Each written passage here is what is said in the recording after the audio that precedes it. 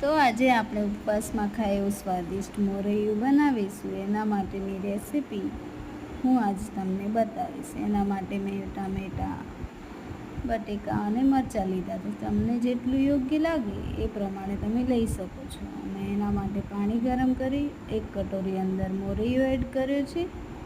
હવે એના અંદર થોડું મીઠું એડ કરીશું અને પછી એને હલાવતા રહીશું ધીમી આંચે. એટલે મોરૈયું સારી રીતે સીની ન જાય ત્યાં સુધી આપણે તેને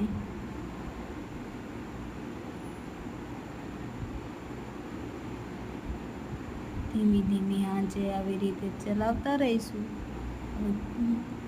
તમે દેખી રહ્યા છો મોરૈયું આપણું સારી રીતે થઈ ગયો છે. તો હવે આપણે તેને એક ડીશમાં નીકાળી લઈશું.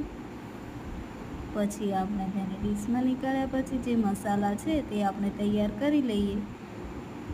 જેમાં મેં થોડી મરચું, હળદર, જીરું, મીઠું અને તપેલીમાં તેલ લઈ તેના અંદર આપણે થોડું જીરું પહેલાં એડ કરીશું. પછી થોડા બટેકા એડ કરીશું અને તેને થોડી વાર હલાવતા રહીશું. થોડી મરચું એડ કરીશું.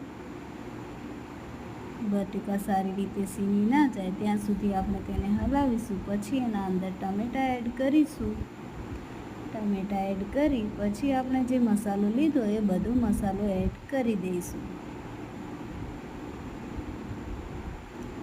મસાલો એડ કરી આપણે એને થોડી વાર હલાવીશું. પછી સ્વાદ અનુસાર તમે થોડી અંદર ચીની પણ એડ કરી શકો છો અને થોડું લીંબુ એડ કરી શકો છો, જેનાથી તેનો કડવાશનો સ્વાદ તમને આવે નહીં. આ બધું સારી રીતે એડ કર્યા પછી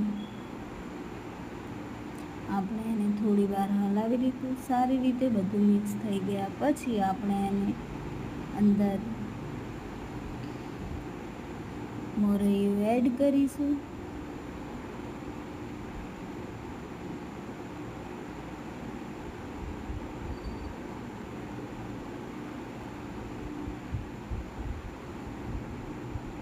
મોરૈયું એડ કરીશું અને પછી તેને સારી રીતે હલાવી દઈશું. એટલે મોરૈયું સારી રીતે મિક્સ થઈ જાય. આમ તમે ઉપવાસ માટે સ્વાદિષ્ટ મોરૈયું બનાવી શકો છો. આવી જ અવનવાર રેસીપી જોવા માટે મારી ચેનલને સબસ્ક્રાઈબ કરો. થેન્ક યુ વિડીયો જોવા માટે.